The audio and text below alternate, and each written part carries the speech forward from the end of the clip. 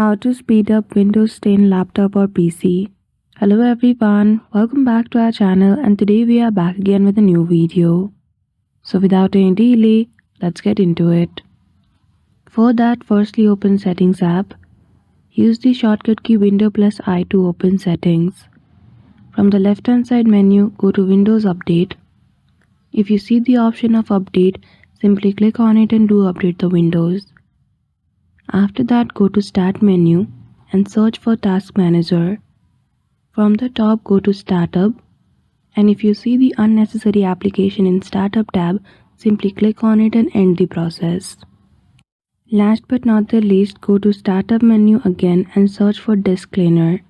Here also in Files to delete, you can select the files which you do not require and then click on OK.